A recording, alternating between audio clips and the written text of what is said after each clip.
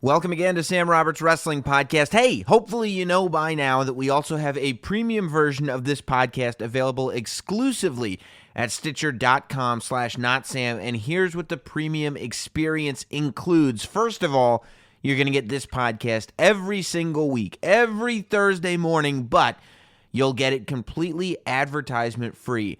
And as if that wasn't enough, not only will you show your support for Sam Roberts Wrestling Podcast in the best possible way, but as a thank you, I will give to you a bonus show.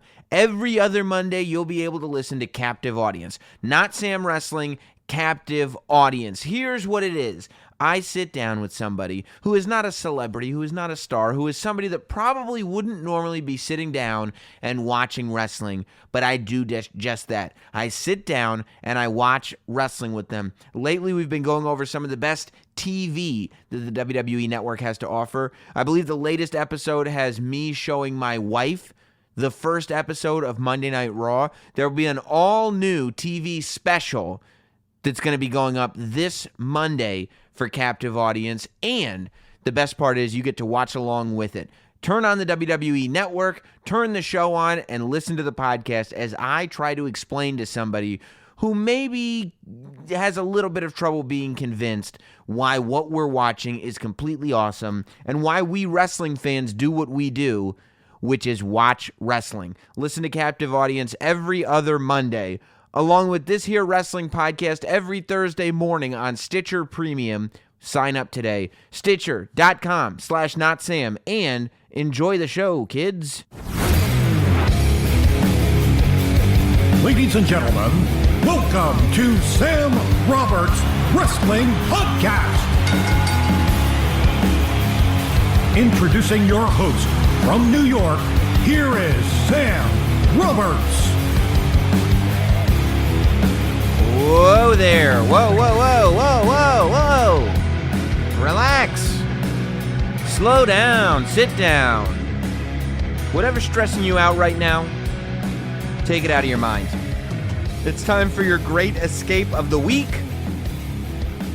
Instead of dealing with work or family or whatever it is, why don't we just deal with wrestling, huh?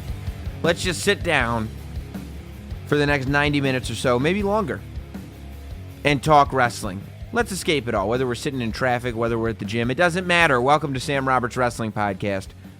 Every week is a big week, and this week is included in that statement. I want to thank you guys for the overwhelming amount of feedback I got on last week's episode, the Mauro Ranallo interview specifically.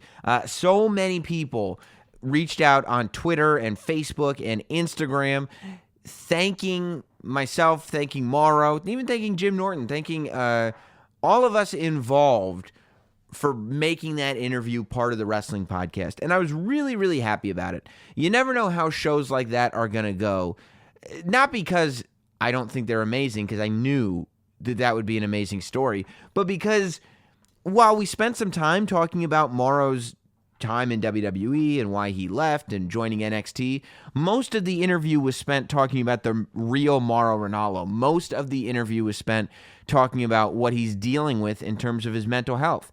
And I never know how that's going to go over on the wrestling podcast, because our goal here is to escape real world and talk about wrestling. But the conversation that Mauro is now having in conjunction with his documentary that aired on Showtime last week is a conversation that isn't had enough. And I was so happy to hear from so many of you that related to the symptoms that Mauro was talking about. A lot of the symptoms that Mauro deals with, some of them, are more extreme than others, but they all have to do with this idea of mental health, of bipolar disorder, of all this stuff. And a lot of us deal with, whether it's bipolar, whether it's depression, whether it's varying forms, the mental illness spectrum is wide. And so many of the symptoms that we experience are not symptoms that get talked about nearly enough. And it's just not a conversation that gets had. And when you don't have conversations about what you're going through, it makes you feel like you're completely alone. And that's the service that I think Mauro is doing. Mauro is putting a name, putting a face to these feelings that so many of us have felt to one degree or another, and really making it clear that this is not an abnormal thing, that this is not a thing that people need to experience alone, that this is something that we can deal with and treat and hopefully cure at some point. But such great thanks to Mauro Ranallo for telling that story here on the podcast. I know already when I spoke to him the day we did the interview, he was overwhelmed with the amount of press that he was doing, because not only is he going from spot to spot and doing all these interviews, but let's be honest, he's bearing his soul. This is his life's work. This is his life. Not even his life's work. This is his life that he's bearing in every interview that he does, and he still manages to share on that level. There's just not that many people that are that open. So big thank you to Mauro Ranallo. And I tell you, look at the rundown over the last few weeks. Names have included Tom Phillips, Corey Graves, Mauro Ranallo. Slowly but surely, we are getting through the entire WWE broadcast team. Renee Young was on the podcast a month or two ago, or maybe it was more than that. Maybe it was like 3 months ago. Either way, it's probably time for an update from Renee. But either way, I wonder who the next broadcaster should be. Who should the next member of the WWE broadcast team that is on Sam Roberts Wrestling Podcast, who should that be, huh? Maybe reach out on Twitter or let them know if you want to hear them. We go back to the West Coast this week, and for my guest on Sam Roberts Wrestling Podcast, the guest that I want to share with you, and it's the one and the only X-Pac. X-Pac has been a dear friend of mine for some time, and he's been on the podcast a few times before. Probably the most memorable time was when we talked to him right after he got busted in the airport, and it became a big story. And, go back and listen to that interview. All the episodes of this podcast are available on iTunes and notsam.com and Spotify and Stitcher and all those spots. Every episode is still available for your consumption. Go back and find the interview that I did with X-Pac, that I did with him right after he got busted at the airport for what was reported as being meth, but was absolutely not meth. It was a risk of him going to jail. There were a lot of people that didn't believe him. I did that podcast, and I got so much surprising. I wouldn't say so much, because the majority of you guys, you could hear in his voice that he was telling the truth. But there were some people that were hitting me up and going like, X-Pac's lying, X-Pac's a junkie, X-Pac's this, X-Pac's that. And as time has told us, he was absolutely telling the truth in that instance. And I'm so happy. You can hear in this interview we did how much his life has improved. That's the thing. More so than just about anybody else that I know, X-Pac, every time that I see him, he's improving. And he's not just improving his mental health, he's improving his lifestyle. He's constantly looking, now that he's kind of out of the darkness, he's constantly he's constantly, easy for me to say, looking to improve himself, more so than just about anybody that I know, especially more so than just about anybody that I know that was wrestling in the era that he was wrestling in. There's a lot of tragedies to come out of that era, and X-Pac, as it turns out, is the glimmer of hope for everybody. So I sat down with him while I was out there in Los Angeles. We conducted this interview at the wonderful AfterBuzz Studios, which you can see on YouTube. X-Pac also does his podcast, X-Pac 12360, out of the AfterBuzz Studios. Really, really great place. But I was able to talk to him about his role at the 25th anniversary of Raw, the path to becoming the 1-2-3 kid, being over in WCW. We talked about the old stuff. We talked about stuff that's going on right now. I think that X-Pac's analysis of current day product is grossly underestimated. So we talked about it all, and I don't want to have to talk about us talking about it for too much longer. So instead, you can listen to us talking about it. Here he is. Suck it. It's X-Pac. And now, the Sam Roberts Wrestling Podcast interview.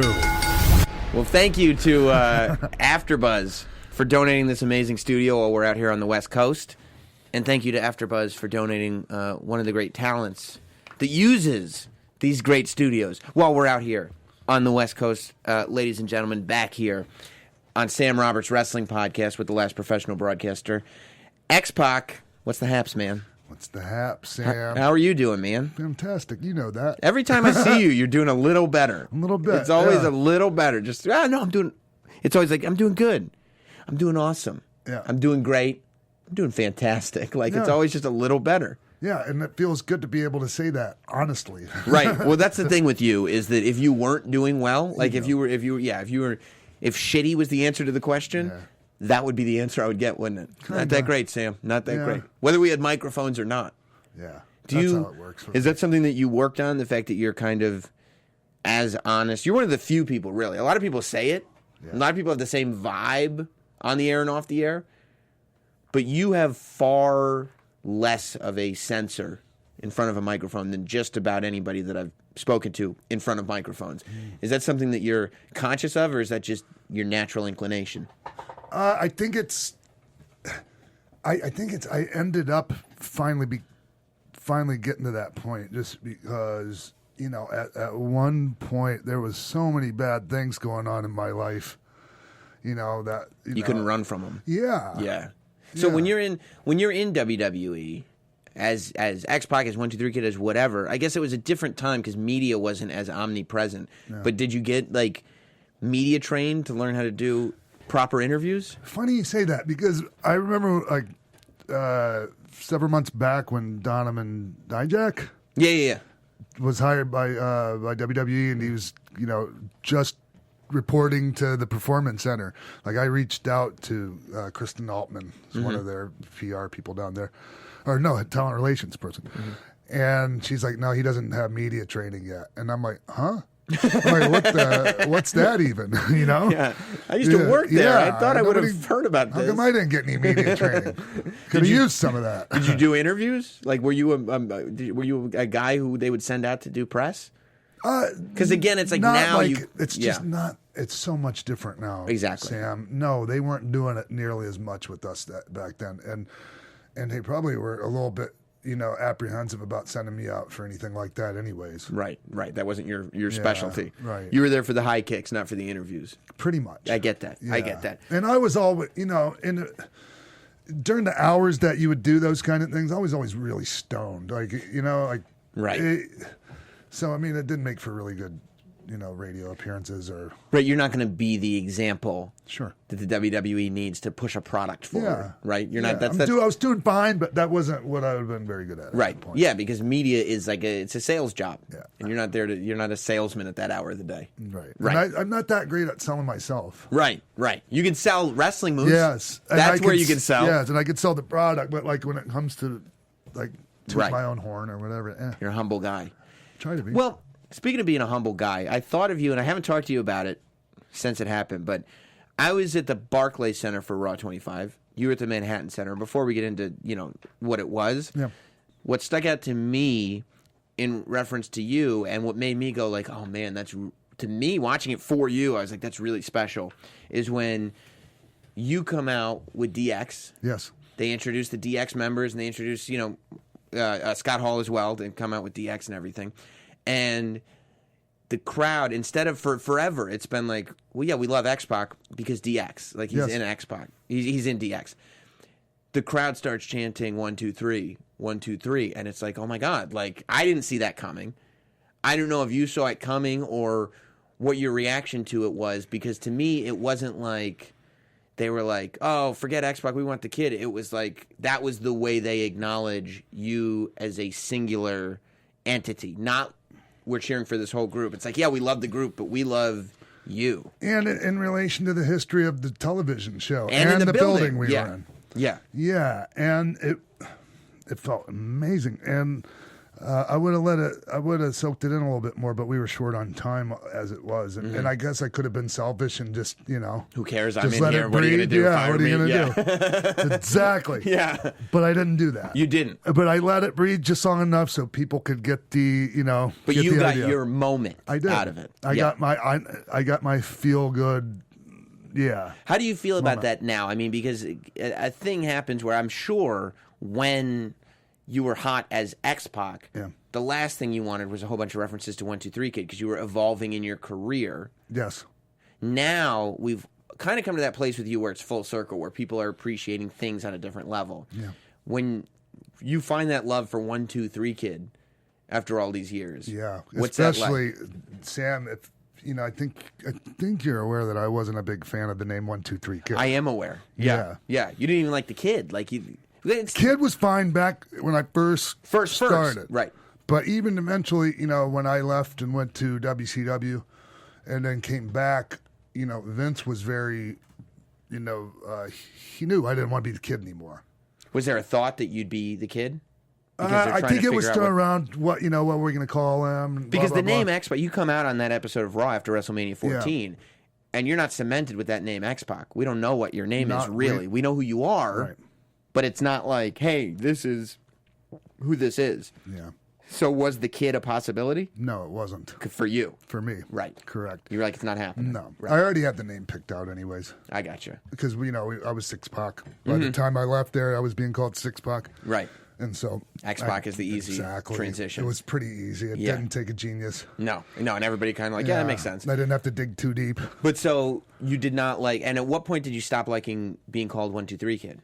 Like while you I never liked it at all. From the ever. beginning. From the beginning. Even the music. 1, 2, No, 3. the music was fine. You like that? Yeah, because after the 1, 2, 3, they put in the track like its own crowd applause. Right. So you couldn't tell if it was the crowd, the live crowd, or just the music track. So you got to pop every night. Every night. Every man. night. Big Listen pop. to that crowd. That's right.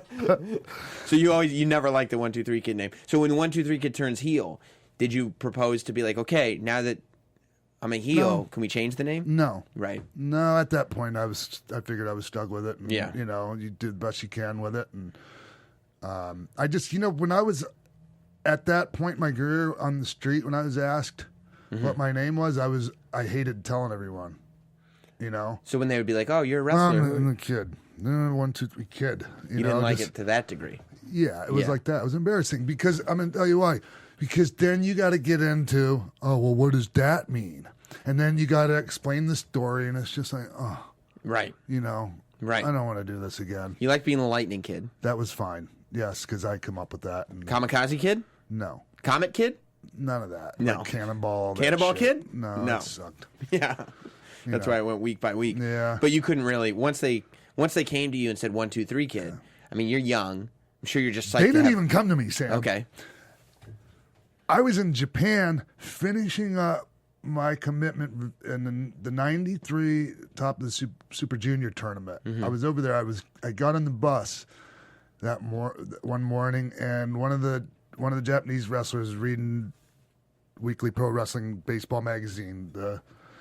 In Japan, Baseball magazine is the wrestling magazine, of course. Yeah, I was like, are you just describing something? Yeah. Or, yeah. So I get on the bus, and then one guy looks up at me and goes, "You 1, 2, 3 Kid." I'm like, "What?"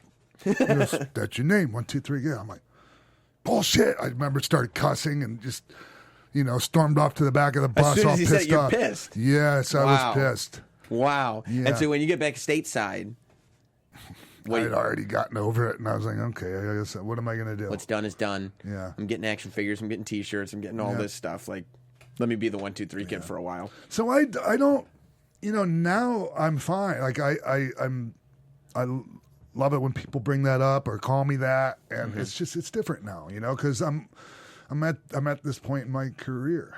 Well, Exactly. like I kind of wish I was a kid again. Part of me. Yeah. Part of me. But the other part that you can actually, you've somehow survived everything and you can embrace all the good stuff. Pretty amazing. I think it's quite remarkable. Quite remarkable. Yeah. I would say that's a good Yeah. turn of phrase. So then when you get to WCW and they're like, you're going to be 6, do you like that? Or are you like, can we stop with the numbers for 5 Yeah, seconds? I wasn't a fan, but I was like, well, okay, whatever. Right. You know. Right. Better than 1, 2, 3 Kids. I mean, really, anytime when you're first getting used to something, Right. it feels weird. Right. Because then by the end of Yeah. it was like, yeah, I'm 6. That's cool.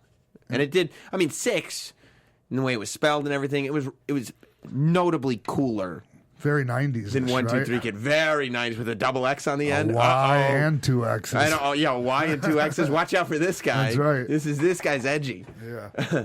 So yeah, but you were you surprised that crowd responded in that way, or Were you like, yeah, Oh, this the is about- Manhattan Center? At the Manhattan Center. No, I wasn't surprised. But I wasn't necessarily expecting it either. I was Right. just like being in the moment and going out there and soaking it all in. Right.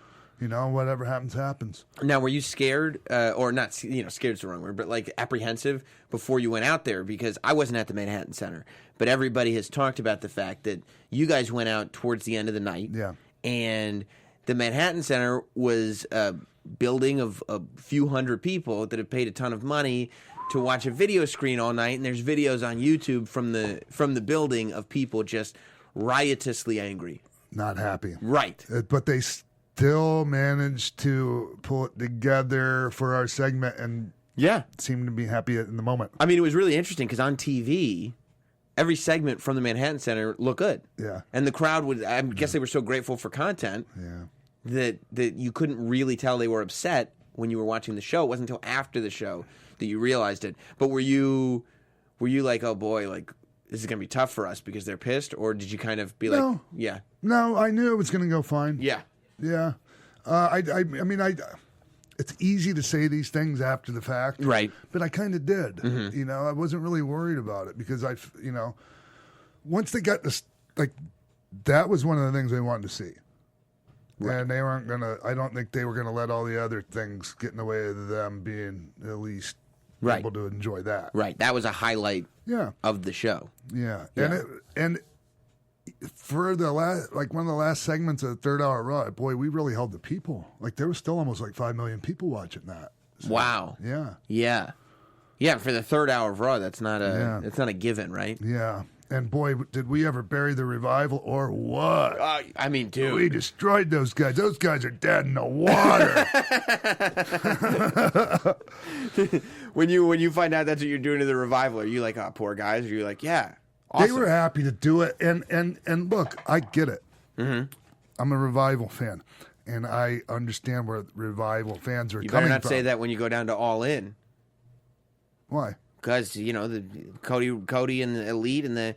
Oh, that's right. Right, you better not let them know. I forgot about that. And F the Revival. yeah, and the Bucks were just on my show. Oh, yeah, earlier. you better not to let them know. No, they brought it up. Oh, about, did Yeah, they brought up on my show about they were actually thinking about reaching out to WWE to get a Bucks versus Revival match for All In, but then they decided against it.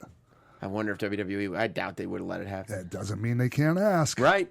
Because this is 2018 and a lot of cool things are going on in wrestling. It's these amazing days. what's going on in wrestling Yeah. these days. Do you like your part of it, or do you sit there? Because, I mean, I do feel like you're a part of the whole world that's going on, and a pretty Yeah. appropriate part based on where you're at in your life, your experience, and everything. But do you get those like, oh, if I was younger, I'd be a part of this, or I'd be doing that over here, or I was younger and I was in all the cool shit you could ever think about You're 100 in my era. you were in all the cool shit that all this cool shit is based Yes. on? Yeah. Yes. So, no. Right. I'm extremely happy with my position in the industry right now. It's a wonderful view from here. Yeah, Sam. it An kind of amazing is. view. I mean, it is amazing because I see you at the WWE shows hanging out. I see your name pop up at StarCast and All In and everything. Like you're kind of getting to this place where you're everywhere and kind of loved everywhere. It's nice to be loved. It is nice, isn't it? Because I wasn't always. No. And that's not a universal thing. There's some people that still aren't on the bandwagon, and that's Really? fine. Oh, sure. Yeah, sure. Why not? Yeah, I mean, I guess. If everybody loves you, you're doing something wrong. Exactly. Yeah. So at what point did you notice that the tide's returning on you? Meaning for the positive. Oh, I think just gradually. Yeah. As I've done better in life, I think people have paid attention and noticed. Yeah. And let me know. Right. And it feels good because wrestling fans and the wrestling community is not afraid to jump on you and tell you when you're fucking up. Right. Sorry about that. No, it's all good. So, Yeah. it's nice when they're there to tell you that you're doing a good job as well. Right, and they will. They Yes, will. I that's mean, right. it takes you a little bit. If you're not doing well, all it takes is one. If you're doing better, it takes a little bit more to prove that you're Yeah. actually doing better. But that's kind of the way of the world too. isn't Sure, it? and I get that, Sam, because anyone, well, just about anyone, can pull themselves up, off the ground for a minute, before they fall back down. But like go quite a while without falling. Is the Maintenance is the thing, Yeah. right? Maintaining the whole time. Yeah. Now that you're doing a podcast, or you've been doing podcasts for a while, but doing a podcast, do you watch the show differently? Because you're one of the few guys that, like what we do here on this show, that you are talking about the current product. A lot of guys will not do that. Do you feel like you're watching the show differently in the sense that you're like, okay, I'm going to be analytical about this on the show this week, so that's how I got to watch it? Yeah. Or do you watch that way naturally? I think I was already watching that way when Yeah. I watched. Because, like a lot of people, I would get on my phone and go on my Twitter app and start, commenting on, Right. Right. It's just different now. Like having my own show, I think I have a little bit more of a responsibility to just to call things like they are and be a little bit more objective and not get into the not the weeds but into the mud. Right. To just know? actually Yeah. call it for what it is, as Sure. far as you see it. Yeah. Yeah. And is it interesting to have you noticed that your opinion is having more and more impact? Yeah, as you it go? definitely does. And does that shift the way you're like, okay, I got to make sure this is right what I'm saying. I got to make sure I'm saying what I'm actually feeling because people are going to hold me to it. Yes, and also just thinking before I either let words come out of my mouth or out of my fingers onto my keypad. Yeah.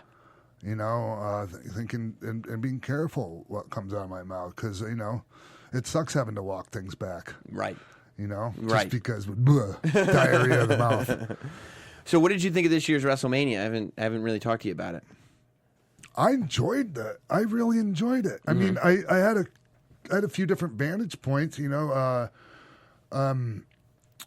watched part of it from the second row. To me the stuff I enjoyed the most was the stuff I watched sitting in the second row with Maria and Lula. Yeah.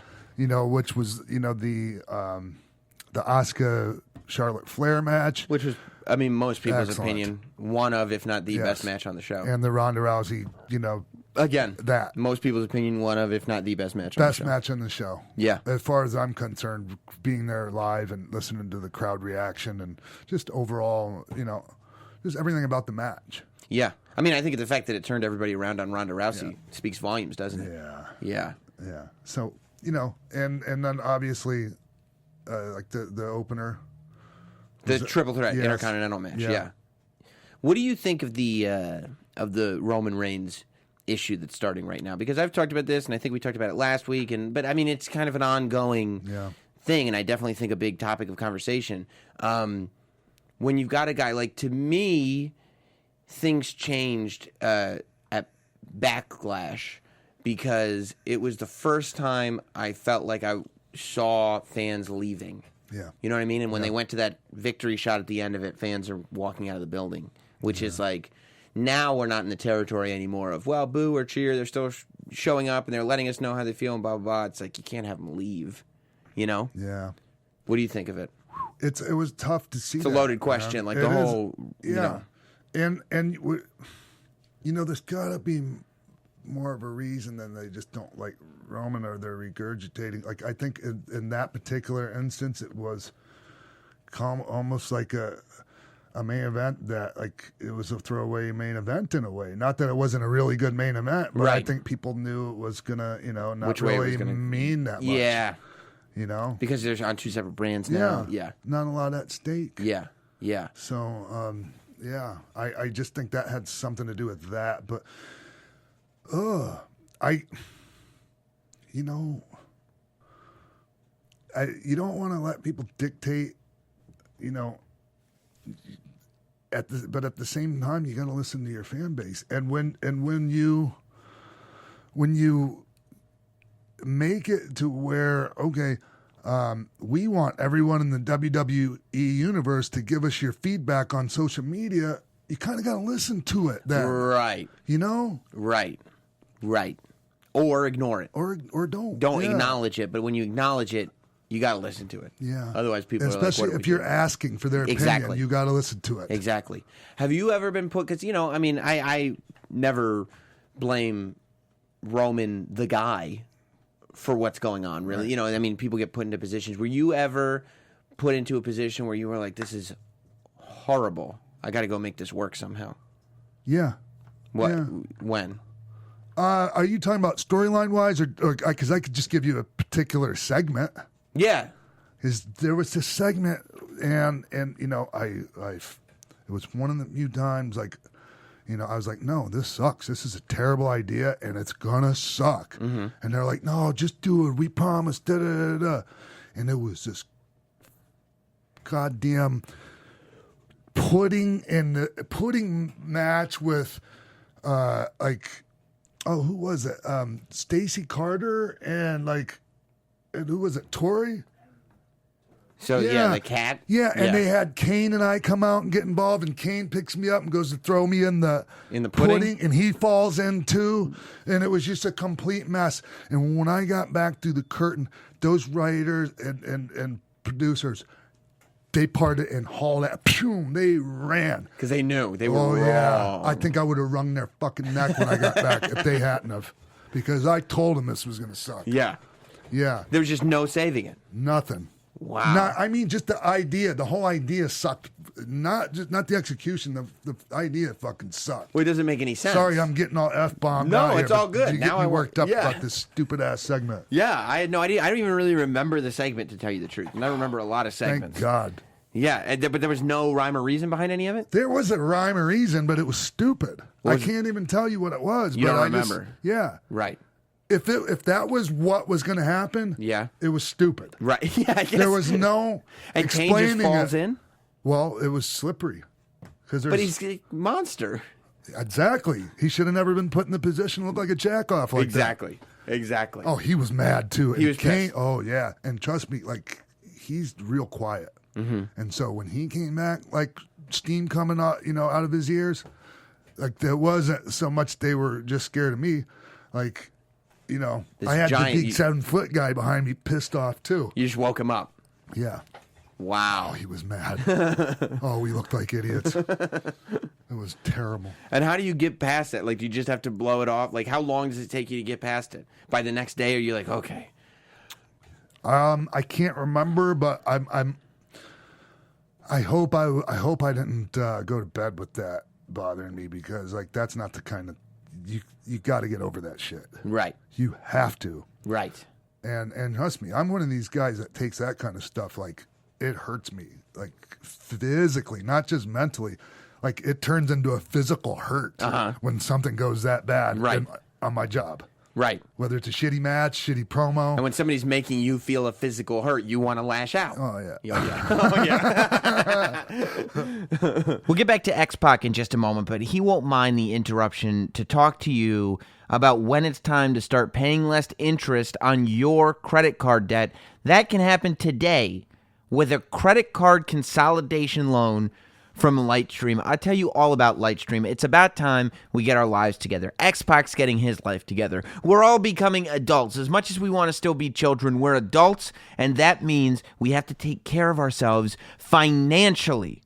And wait till you hear about this. Lightstream rewards consumers who have good credit with a great interest rate and no fees. You can get a credit card consolidation loan from 5.49% APR with AutoPay. You could save thousands of dollars in interest. Application is 100% online. You can even get your funds as soon as today. Look, you need money. You got to take care of those credit card bills. I try to escape. Pro wrestling and hobbies, they're all about escapism. And the best way that you can get into them is to get all the stressors out of your life. That's what Lightstream is going to be able to do. That's what I'd be using it for. Listen, my listeners, the Sam Roberts Wrestling Podcast listeners, are going to get an additional interest rate discount on top of Lightstream's already low rates. The only way to get this discount is to go to lightstream.com/Sam. That's LIGHTSTREAM.com/Sam Subject to credit approval, includes 0.5% auto pay discount available only when you select auto pay prior to loan funding. Terms and conditions apply and offers are subject to change without notice. Visit Lightstream.com for important information about limits on Lightstream loans and same-day funding. That's Lightstream.com/Sam, Lightstream.com/Sam, and now back to X-Pac. When you went over to WCW, did you guys think, because you went right after Hall and Nash, I'm sure you knew as they were leaving that you'd be there. I was supposed to be the first one. Right. You Yeah. told me that before. Did you think that Sean would probably join you? No. And no, so you were just like, he's going to stay Yeah. because he's the guy here. Yes. What It was about his turn. Right. You know, that was kind of the thing. Like Sean was hurt because it was his turn to be the champ, and we weren't going to be there for it. And I get that. Yeah. So he was Yeah. hurt with you guys. Yes. Like, you're not sticking around for me. Yeah. But Totally understandable. Right, but- Because, man, we were so close, Sam. You know, Yeah, we that's were the what I- only ones that each of us could be ourselves around and be vulnerable to, and, you know, and all of that. And it's so important to have that. yeah. Now, when you get to WCW, you got Hall and Nash. Yeah. Are you guys able to maintain that with just the three of you? Sure. Okay, so you still had that. I mean, it was obviously a different vibe in general. Yeah. But you still maintained that friendship. And do you, because I know, like, it's tough to do in the wrestling business, do you keep in touch with Hunter and Sean while you're there? Or do you just kind of like, we know everything's cool, and when we see him, we see him? Oh, no, we keep in touch. You do? Oh, yeah. Yeah. Sure. Well, I mean, we heard the shout-outs that were going on Nitro, but... Yeah. Or just like when they had this open workout here at Venice Beach, and, you know, WWE and the DX open Yeah. workout at Muscle Beach, and, you know, so we showed up. You showed up. Yeah. Yeah. Now, did anybody, did Eric Bischoff or anybody come to you when you would show up to something like that and be like, what are you doing? You can't be No, going... didn't say shit to us. They but, knew better. But Sean and Hunter, boy, did they get heat on that end. Really? Yeah, But you guys were the ones that showed up. I know. Didn't matter. No. Did you guys? Yeah, and you knew that Sean and Hunter would get heat for it. No, we didn't. No, actually, it wasn't even. I'm not saying we didn't. We knew or we didn't know. It was that we didn't care. Right. Right. Well, who cares? Yeah, we what haven't are they even gonna thought do? about They it. ain't gonna fire them either. Right. Right. And Hunter was never close to going over to WCW, or was no? No. They were happy there. No, because he had just left WCW. Right. Right. Right. So- He didn't want to go back to being Terror Rising. Correct. Yeah, that made sense. How long into WCW were you like, I got to get out of here. I got to get back over there. About like I was shit. It was kind of towards about the last half. Okay. So you had a good Yeah. first half. Yeah. Yeah. Yeah, when they were taking me and putting me on the road on my days off to keep an eye on Scott because he wasn't doing good, that was driving me crazy because I had kids, Right. Right. you know, and I didn't have 180 day. Well, I did. I had a 180-day cap on my days, but that didn't break down into a limit per month.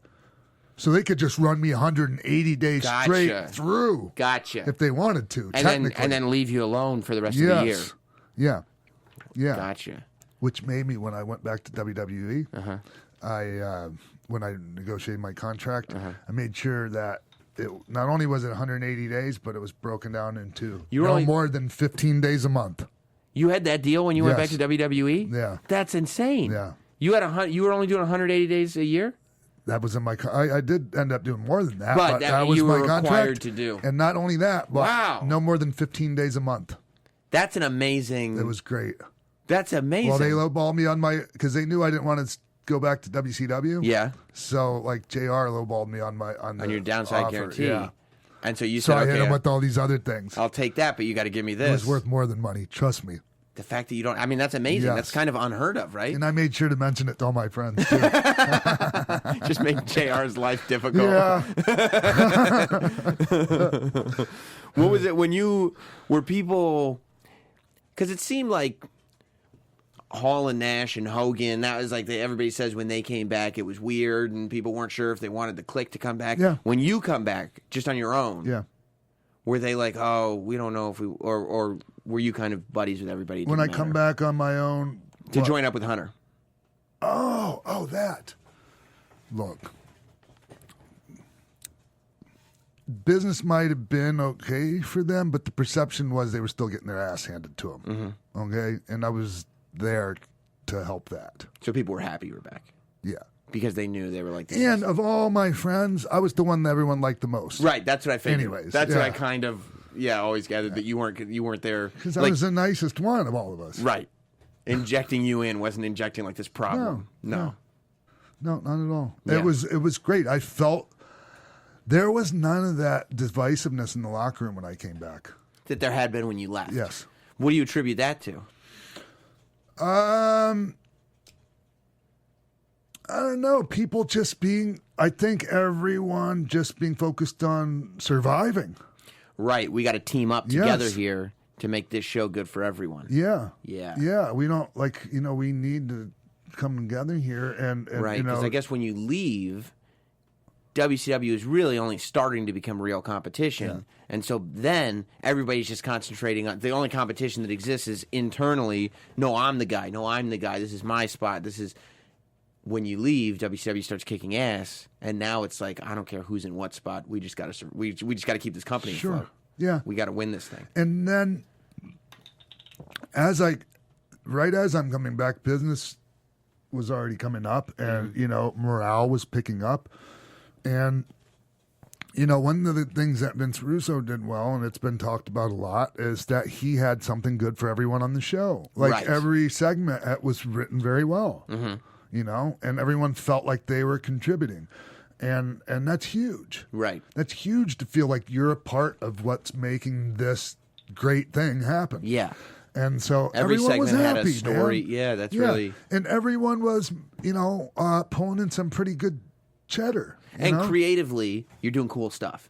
Yeah. Like people know when they're doing cool stuff Sure. and when the stuff they're doing. Yeah, that's what I was getting at. Everyone's Yeah. segment was good. Yeah. Everyone was happy with what they were doing. They felt create. Like I say this a lot. Creative satisfaction is highly underrated. Yeah. Yes, the Yeah. money, that's fine, but it doesn't. At a certain point, once you're used to the money, if this creative Yeah. satisfaction's not there, the money's like, eh. The money's good when you sign the contract That's because right. it's exciting, it's news. Yeah. But then after it's life.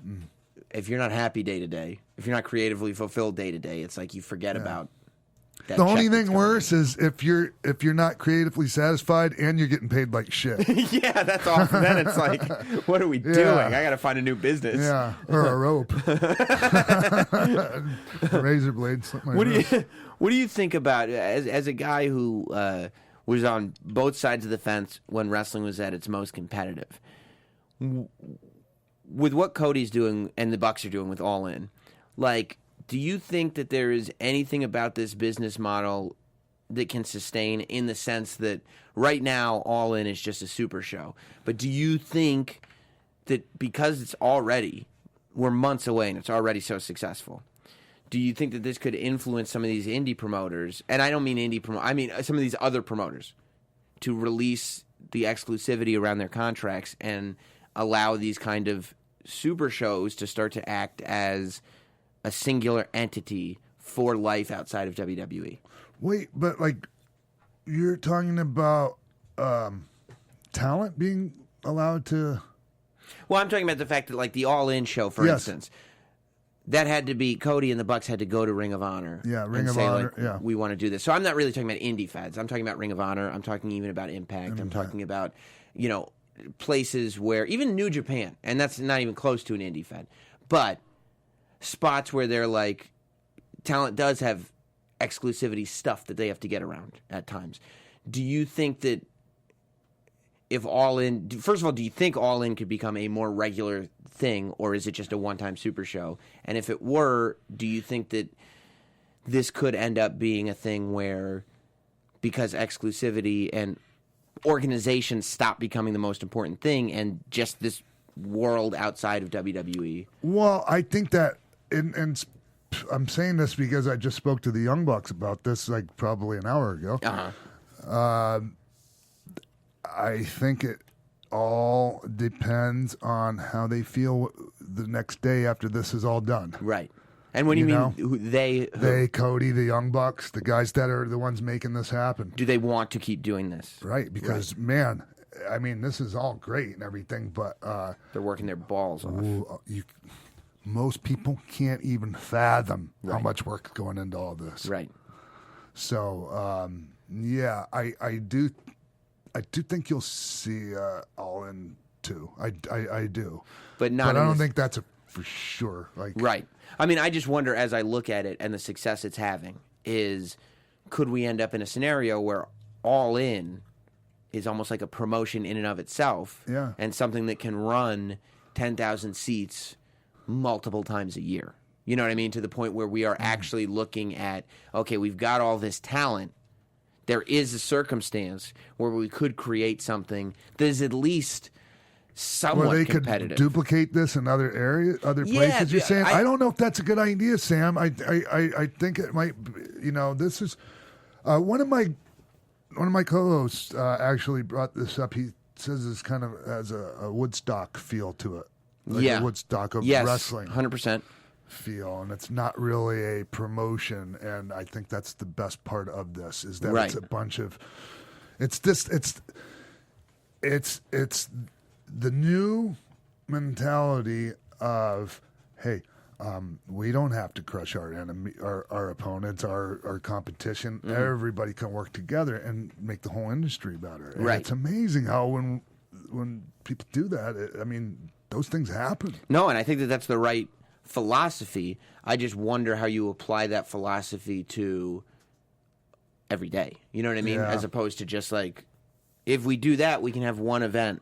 Yeah. You know, even if it's one a year, still a major accomplishment. I'm just, you know, kind of in my head thinking forward of what's the real impact on the industry that this has, because I think there's going to be one. I think there my already God, is one. already immediately. But I think this thing was able to come together. This is just my take on it, thinking about it at the moment. I think, you know, all the parties maybe like maybe ROH or that, like I'm not saying this right. I think a lot of people didn't take this serious as it was going to be as big a deal, and so they were like, "Oh, okay, that's real Go cute. ahead and do your show." Yeah, real cute Yeah. little show you guys are doing." Do you But think next year, I yeah. think people are going to be like, you know, hey, well, where's my piece? Right. In your experience, do you think now that we're already seeing how successful it is, where obviously we are going to do it again? I mean, I think that it does, of course, depend on how they feel and everything. Yeah. But in my mind, I haven't talked to them about it. But just as a guy who does things, Yeah. when something is this successful, I don't think there's any chance this isn't going to happen again. But do you think that the promoters, the people they've signed contracts with, do you think that they're going to be threatened by it? Do you think that they're going to embrace the spirit of it and how it's better for the whole industry and in the long run better for them? How do you think that that's going to go? I think most are gonna embrace this, and I think there are going to be some of that though. I think there's going to be threatened thing. absolutely, Yeah. because there's still a lot of people in the industry, whether it's an independent, you know, scene or whatever, that still have an old antiquated mentality on how things are supposed to work in professional wrestling. Yeah, and I think that you know, and you've seen that generationally. That as I think the industry changes. I mean, for you guys in the '90s, when the NWO came out, when DX starts coming out, when it gets edgy, when it gets like that was when the old guard from the '80s was going like, "This isn't wrestling. You guys are killing wrestling. You're killing Yeah. the business. What are you doing? This can't be. Yeah. This isn't how we do it." And you know, I think they said Vince was killing the business when he was putting territories out of business, and I think there were accusations that he was going to kill the business when he owned everything. Yeah. And obviously he didn't. You know what I mean? That was just another change, and I do feel like this is an industry wide, and it's been going for a couple years. Somebody said to me that they felt like, in a way, Pro Wrestling Tees is like the new NWA, in the sense that it's this presiding body. Well, I mean, that was another thing that the Bucks talked about on my show earlier was, you know, how important a part of all this Pro Wrestling Tees has Hugely been, important. and not just this All In, Right. Sam, but just the health of the industry in general, and an ability for all these guys, all these, you know, out there, you know, grinding away that's another revenue stream for them, and they're great. And the product and like the those idea, shirts are great. The idea that we're all working together, Yes. like we're all here. You know what I mean? Because Pro Wrestling Tees is the organization that brings all the indie guys together. Everybody that's trying to sell some merch, where everybody's brought together. I got a Pro Wrestling Tees. You got Pro Wrestling Tees. You know what I mean? Yeah, and this is he's all inclusive too. Just Yeah. because you're not selling him, 1,000 shirts a month doesn't mean you don't have a store. Right. You right. know, and your customers are catered to just as well as Absolutely. Well, I mean, the Theirs. business model is terrific. Just the idea that you've figured out how to do a business, and technology, timing, technology, like it all plays a part in how all of this happens. But I do think that it's. Do you find, like, you were at Cauliflower Alley a couple weeks ago? Yes, it was really cool to be there. How? I mean, and I don't even know if it comes up, but how do the old timers take to what's going on now? We didn't really get a chance to talk to a bunch of the, we didn't get a chance to talk about that.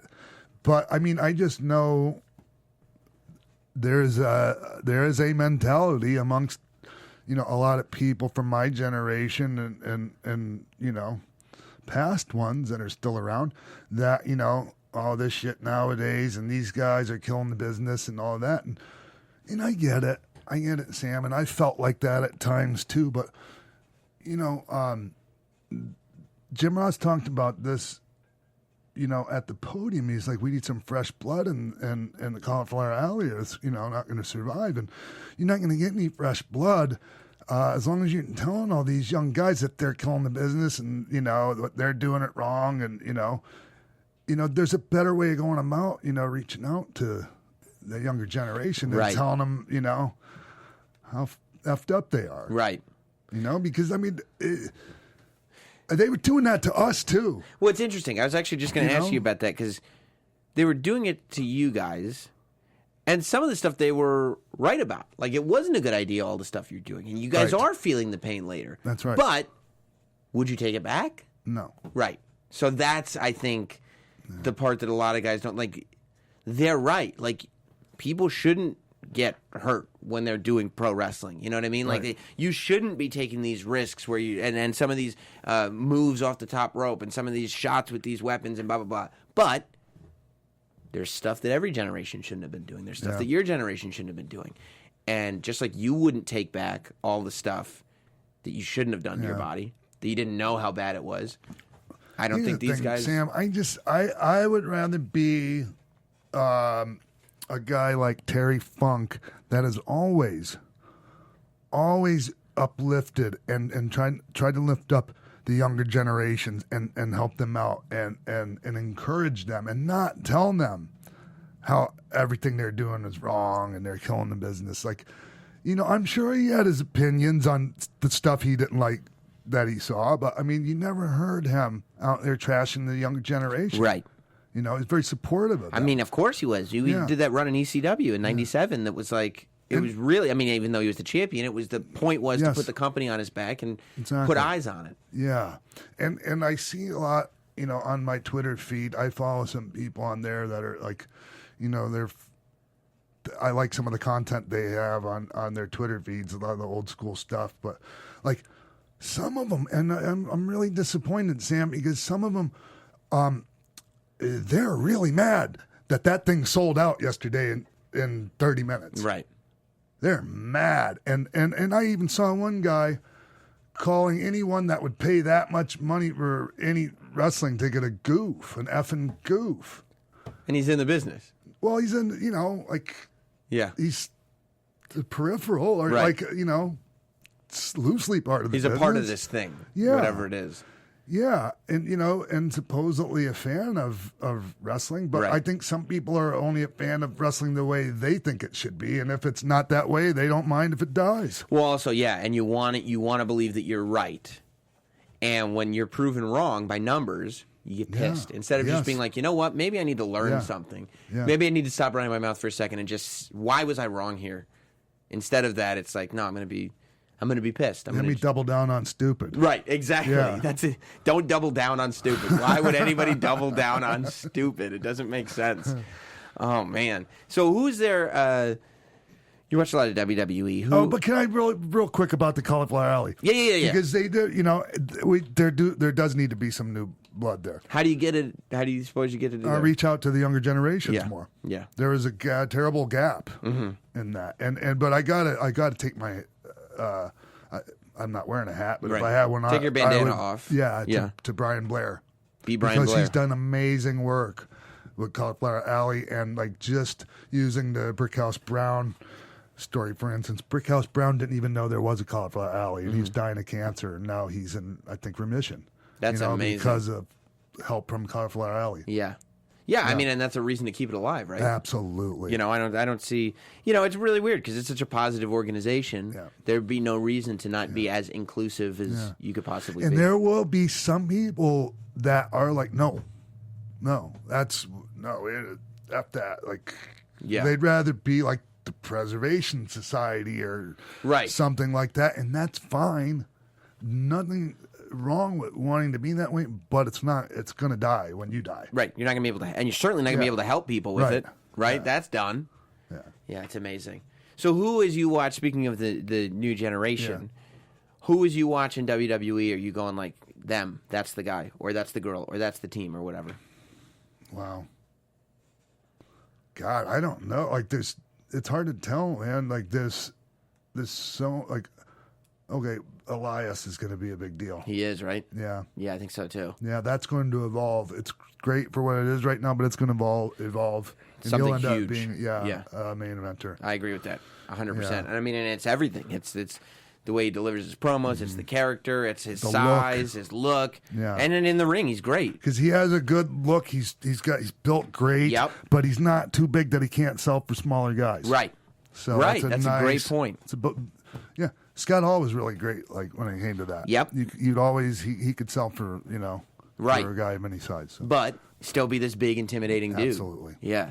Yeah. That's great. Well, I want everybody to check out Xbox 12360. It's the great podcast that you do on Westwood One, and also the video version through AfterBuzz and the AfterBuzz Sports YouTube page. Yeah, AfterBuzz TV is what an amazing thing this is over here. It's amazing. Yeah, it's an amazing thing. I love knowing when I come out here that I'm like, this is just here. You know what I mean? It's kind of unbelievable. I think a lot of these people around here take this for granted, Sam. The AfterBuzzers? I think my God. If I was young and in LA and trying to LA is like people get lost. There is so much fake opportunity out here. You know what I mean? To just and so many tricks to convince you that I should be doing this, I should be doing that, I shouldn't be doing that. When there's a spot where there's studios and microphones and cameras and you have access to them and an audience. And good advice. And people who are like some of the smartest people in the industry running it that are just here for free. Yeah. That don't even want anything in return. It's unbelievable. Like you sit here waiting for the loophole. Like, no. What's the trick here? What's the trick? And like you've been here for years. I quit waiting for the no, it's all real. It's all real. Yeah. Well, it's amazing. Thank you very much, man. It's always great to see you, Sam. Always great. Great interview from X-Pac. No surprise there. You never know when you're going to run into X-Pac at one of these live shows. But I'll tell you when you know you're not going to run into him. When you don't go to live shows. You got to be at these shows live. The only way to do it is to get tickets. And the best way to get tickets, if you ask me, is through SeatGeek, of course. Our friends at SeatGeek, one of the most loyal sponsors to Sam Roberts Wrestling Podcast. And there's a reason for that, because the service that SeatGeek provides is perfect for all of you guys. Trust me when I tell you, buying tickets to sports and concerts can be complicated and confusing, but there's a better way to buy, and that's with SeatGeek. It's good for a last-minute deal, planning a night out. You need to find the perfect gift for somebody. My wedding anniversary is coming up. I don't have anything ready for Jess. Maybe I'll find some concert tickets or something at SeatGeek. I got the SeatGeek app on my phone. It's the easiest way I've found to shop for tickets. You go on, they show you, you look up what you want to go see. Whether it's, maybe it's NXT TakeOver Chicago. It'll be there. Maybe it's SummerSlam in Brooklyn. These tickets will be there. And they will get all of the prices that are available on these tickets to make sure that you find the best deal. Here's the way it works. You'll see a seating chart of whatever the event is that you're trying to get tickets to. It'll show you where all the tickets are available so that you can make sure that you've got the best seats in the house. And the tickets will actually have a color-coded rating system that lets you know which tickets are the very best value. You're going to be satisfied 100%. SeatGeek is designed to make your ticket buying experience easier than ever. Save time, save money, get all the amazing deals, and know that you're not going to find better elsewhere. Get this. Still on the fence? No problem. Especially if you've never used SeatGeek, because for listening to Sam Roberts Wrestling Podcast, you're going to get $20 off of your first SeatGeek purchase. $20 off just for listening to this show. You're already going to find the best deal. Now it's going to be the best deal, but minus $20. Incredible. All you have to do is download the SeatGeek app, enter promo code SAM today, S-A-M. That's promo code SAM, and you'll get $20 off your first SeatGeek purchase using the SeatGeek app, promo code SAM, and enjoy the show. Hey, Sam Roberts Wrestling Podcast listeners. This is Wade Keller for Pro Wrestling Torch. You might have heard me on Sam's show. If you enjoy our conversations on pro wrestling, be sure to check out my shows. They drop 4 times per week. We have 2 shows early in the week, the post shows following Raw and SmackDown. We talk to an on-site correspondent about things that did not air in crowd reaction, and also have a co-host, live callers, and a mailbag segment. And then later in the week, my 2 shows on Podcast One are the Thursday Flagship and Interview Friday. Just search Wade Keller in Apple Podcasts, Stitcher, or anywhere else you listen to pro wrestling podcasts. That's Wade Keller. Subscribe to both the red logo and the blue logo. Here is Sam Roberts.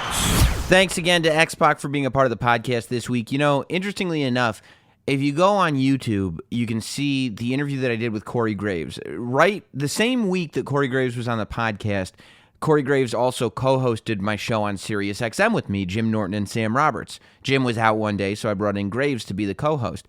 And I posted a clip from that show, which is basically Corey and myself breaking down what happened with Titus O'Neil at the Greatest Royal Rumble. And, you know, tons of people have seen it and enjoyed it, and it really is worth watching the clip just to see Corey laughing at Corey, watching Corey laughing at Titus O'Neil falling. If you can follow that, it's amazing. But the reason that I bring it up today, because we've talked about it before in the podcast, the reason that I bring it up today is because there was a quote that was surfacing from Daniel Bryan. He did an interview, I think on maybe Inside the Ropes, where he was talking about the Greatest Royal Rumble. And he was saying that Titus O'Neil came in the ring and punched him in the face as hard as he could. And Bryan got up and he was in this rage, and it wasn't until he realized what had happened that he kind of let it go. But it's really interesting that Bryan said that, because it made me think right back to the clip with Corey Graves, because Graves talks about how pissed Titus was initially. And it was, I'm sure, just because the guy was embarrassed. You know, he slipped, he fell, he's mad, and now he's going to go out there and he's going to start swinging at people, and that's what he did. And we talked about that with Graves. Graves said he's sitting at ringside, and this is part of the insight that Corey Graves has as a guy who's wrestled, has been in the ring before. He kind of knows what he's looking at better than a lot of people. And he was saying that, you know, Titus went in there and was just swinging for the fences, was just throwing everything he could possibly throw at people, and that he wouldn't have wanted to be in the ring at that moment. And I don't blame him. I don't blame him at all. But it was interesting to see Daniel Bryan confirming what we had heard from Corey Graves here on the podcast, you know, a few weeks back. Really, really interesting. Really, really interesting.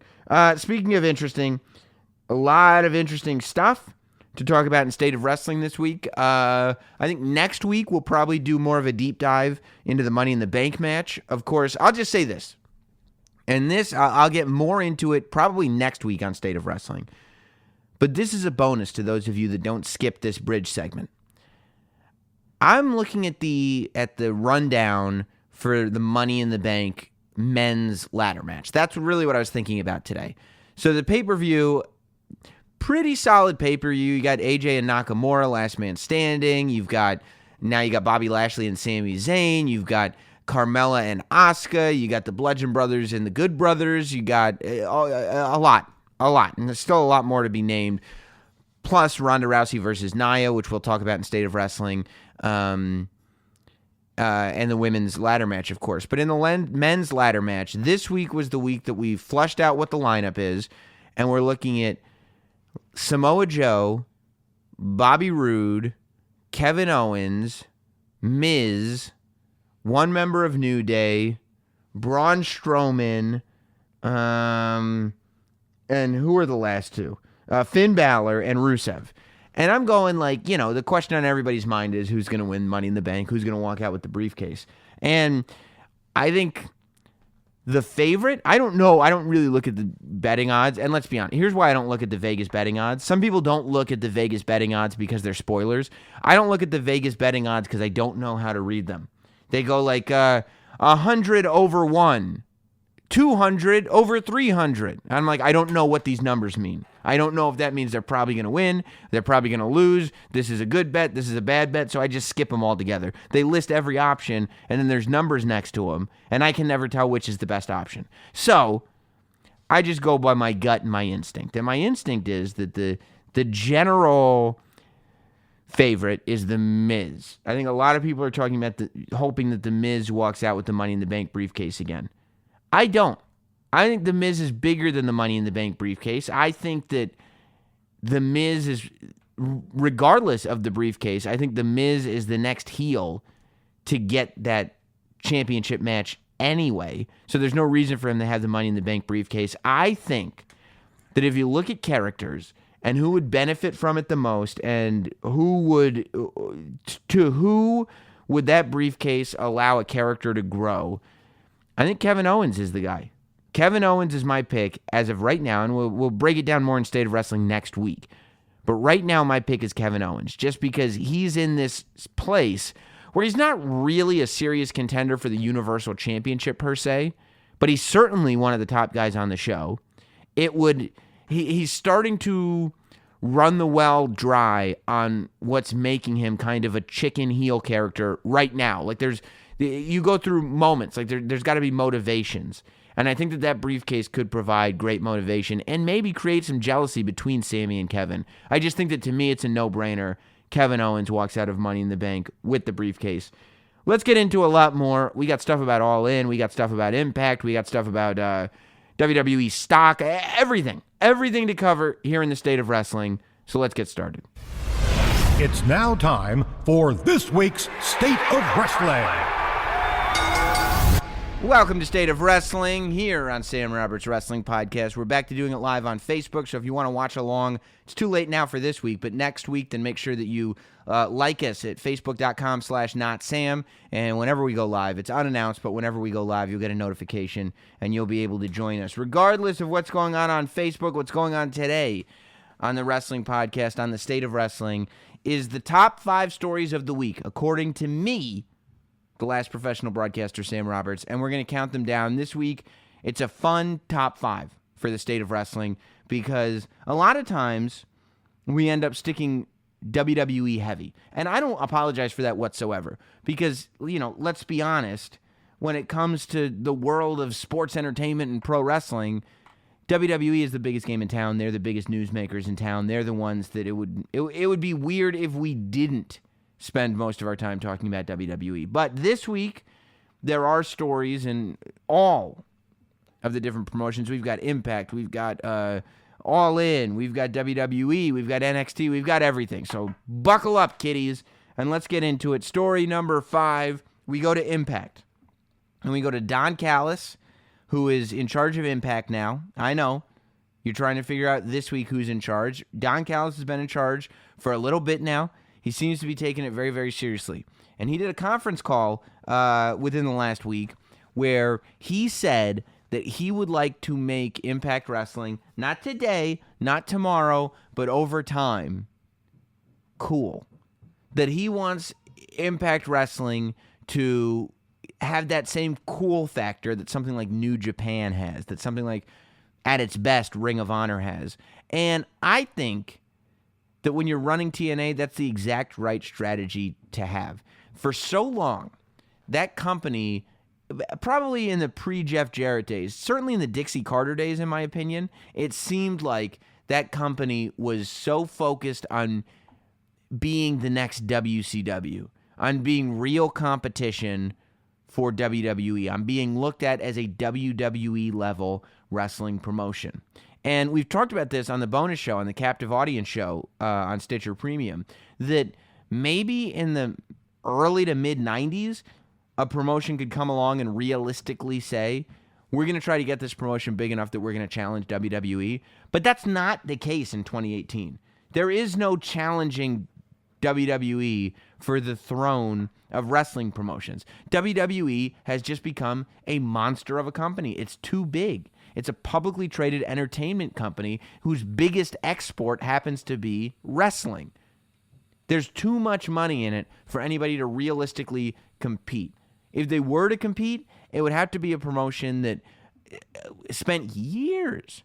You would have to get a promotion and start right now and spend the next 10 years being a little bit more successful, every year, a little bit more successful.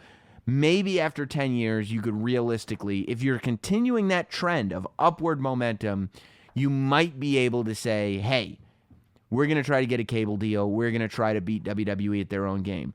But beyond that, there's no promotion on the landscape that's realistically going to challenge WWE for the throne. But there are a lot of eyes, there are a lot of ears out there. There are a lot of people who are ready for a different product. Some people might want a replacement.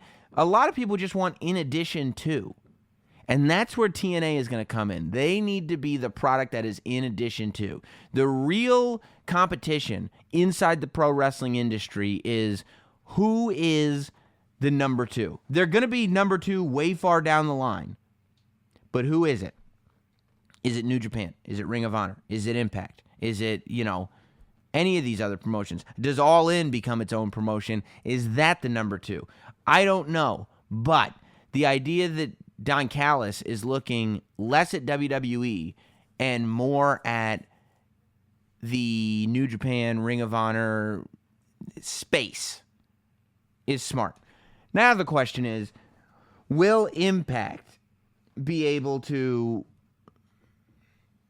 be the cool promotion? Impact has such a stigma on it now more than ever, especially because the worst thing that could have happened for Impact is for people to see the success that Bobby Roode, Samoa Joe, AJ Styles, all these guys have had in WWE and NXT. Even Eric Young. Because all it does is prove EC3. All it does is prove that it wasn't the talent in TNA, it was the organization of TNA. Seeing all these guys succeed outside of TNA on a global level only goes to prove that TNA had the tools and didn't use them properly. And that's bad for a company. It makes it very difficult for anybody to put their faith in it.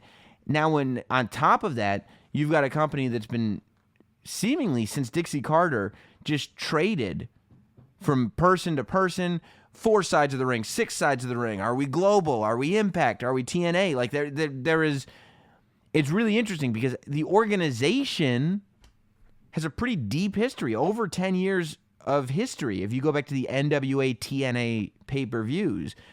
But because the names have changed, like we don't know what the heritage of the promotion is. The promotion has not built upon itself. It just keeps starting from scratch, it feels like. So you don't have this foundation that you should have this deep into the game. This is why TNA, even though they've been around for as long as they've been around, are now less of a threat of competition than ever before because they have not built on their own momentum. Part of that is because of people who are in charge coming and going and coming and going. If Don Callis is taking this seriously, Don Callis is a smart guy. He's been in the wrestling business for a very long time. I've been a fan of his for a very long time. He's got a great podcast. If he sticks around and commits to it, then theoretically, there's no reason why TNA couldn't become cool. Really, you look at the roster. The fact that Pentagon is their champion is awesome. Pentagon is cool. I think Sami Callihan gets people talking. Conan being there as like the kind of there's not that many legends, quote unquote. Conan being the one guy kind of representing that, I think is a good thing. I'm a fan of Moose. I think Johnny Impact as a face of the company is a good thing. Jimmy Jacobs being there is an extremely good thing just because he's so creative and is different. Eli Drake looks like a star. When you see Eli Drake, you're like, yeah, this is a big show. There are Cage, Eddie Edwards, all these guys. And having Abyss there does lend some credibility to the fact that this promotion has been around for a long time. That's really, to me, the best thing that Abyss brings to the table. I think that here's the issue. I think that for TNA to kind of break the mold, they kind of need a new look, and a lot of their talent needs to be refreshed. But the issue is that TNA, Impact, whatever, has had so many new looks and has been refreshed so many times that it becomes difficult. Like, you don't get excited when you hear that there's going to be a refresh. I think that TNA or Impact, and I'm so used to calling it TNA, I think if Impact, they could do this, if they want to refresh the product, I think they have to do it all in one fell swoop or very, very gradually. And it seems like right now they're going for very, very gradually.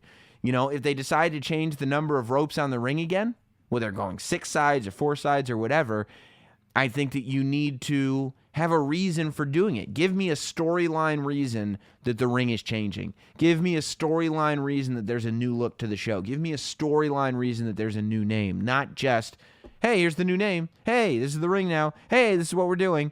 Like, make it part of the show. Make it part of the drama. Make it episodic.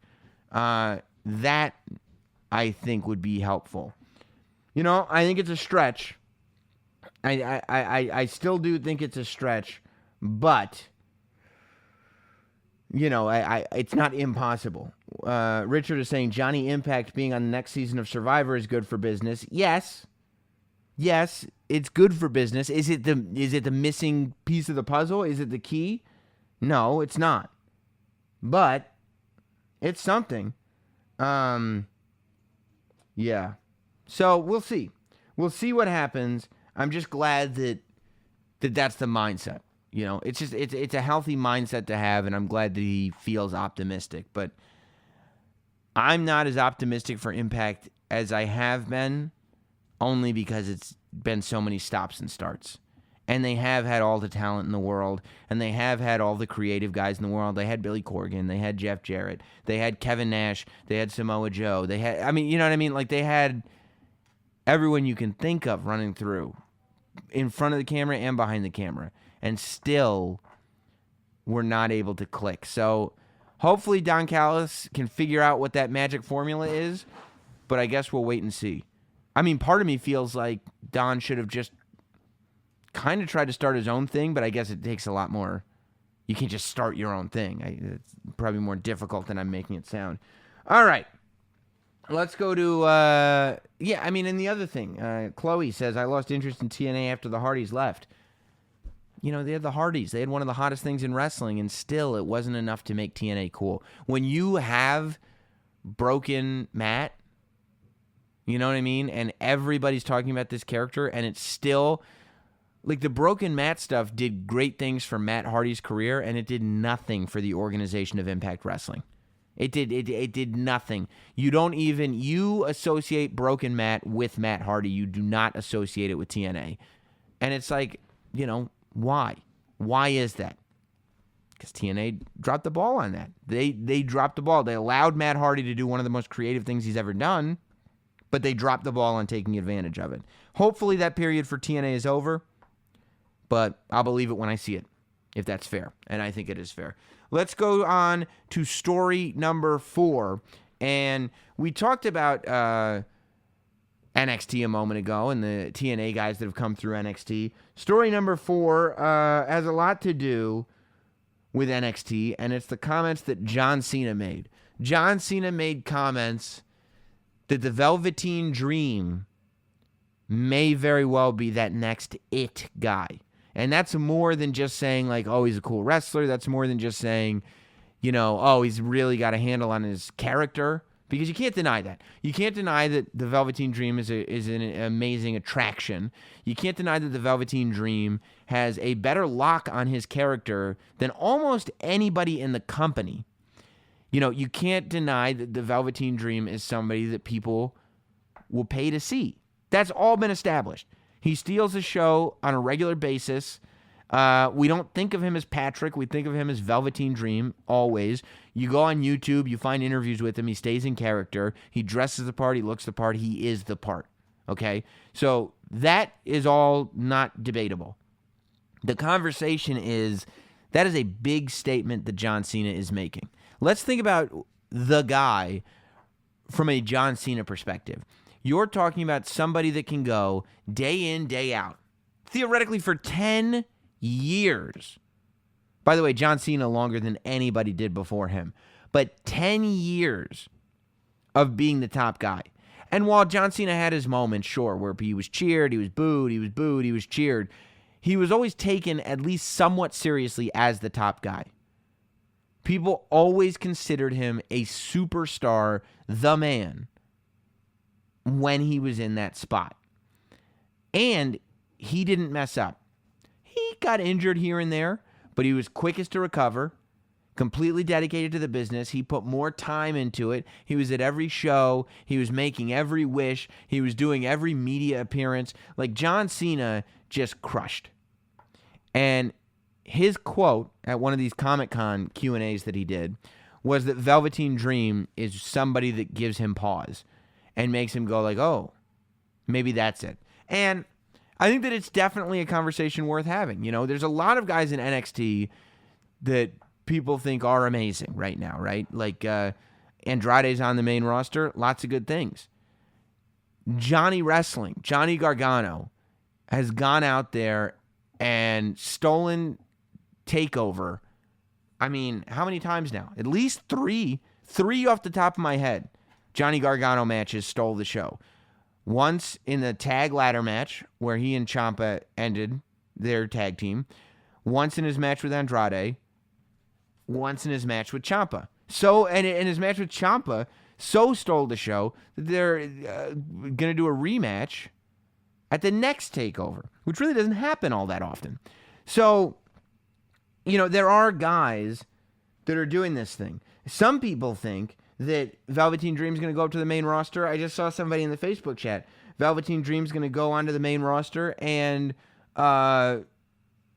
be like the Ascension, be like Tyler Breeze, be like Bayley, be like all these characters that were beloved in NXT and just people going over the top for, and then just didn't pan out on the main roster. There are people who think that. I personally do not. I think that the Velveteen Dream will definitely be successful on the main roster. But when you've got your Andrades, your Garganos, your Ciampas, your Aleister Blacks, your all these guys. EC3 is a name that's been thrown around, and a name that's been thrown around by John Cena. John Cena said he wants a match with EC3. That's very, very different than John Cena saying EC3 is the dude. Very, very different. You know, the idea that EC3 and John Cena could have a great match, I don't think you're really going out on a limb when you say something like that. But Velveteen Dream is the guy. That's going out on a limb. That's a bold statement, especially from John Cena.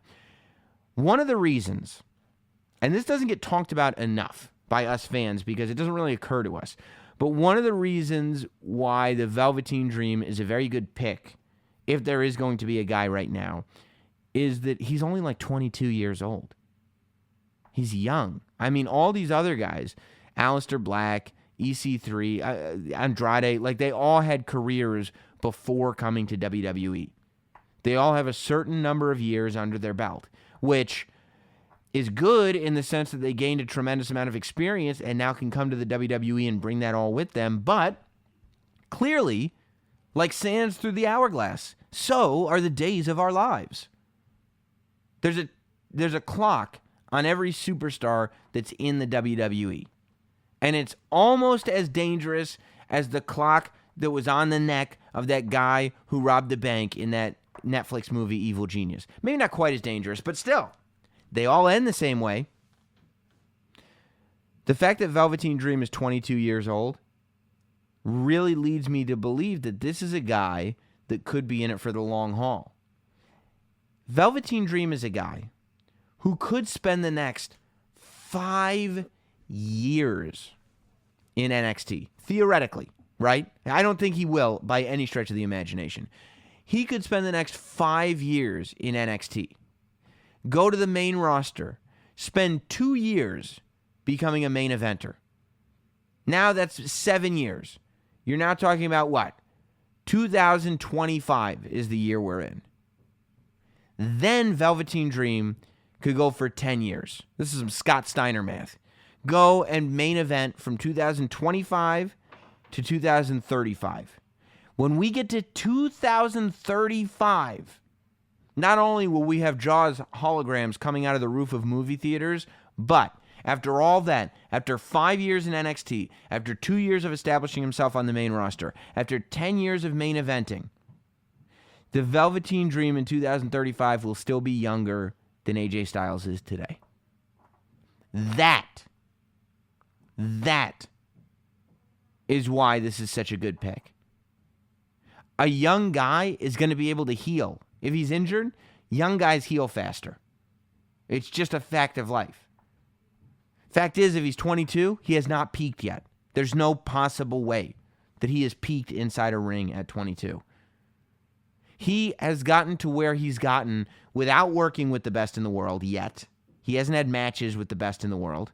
I'm not talking about CM Punk either. And he hasn't reached his peak. He's still got room to grow. He's young enough that he can bounce back from any setbacks. And even in 17 years from now, he'll only be 39. If he's really 22, if I'm right on that. Which I think is amazing. I think that might be the character, the dedication to the business, the in-ring skill, the look, the fact that he's in immaculate shape, all very, very important. But the fact that he's got all that he's ready to, honestly, that he's ready to main event takeovers today. If you told me Velveteen Dream was going to main event takeover in Chicago, I'd be fine with it.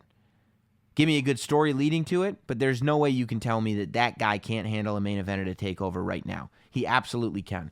The fact that today he can handle a takeover main event, after the last takeover main event was a match of the year, followed by the takeover before that main event, which was a match of the year, that Velveteen Dream can step into that position now and still only be 22, I think you're dealing with something special here. You're dealing with something special, and I'm glad that John Cena was the one to point it out.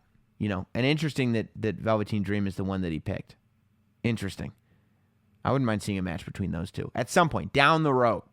Nothing. We don't need it right now, but down the road. I just think it's a really interesting proposition, and I think that, and we should know this by now, all of us should be keeping a keen eye on the rise of the Velveteen Dream. And we just hope he's young.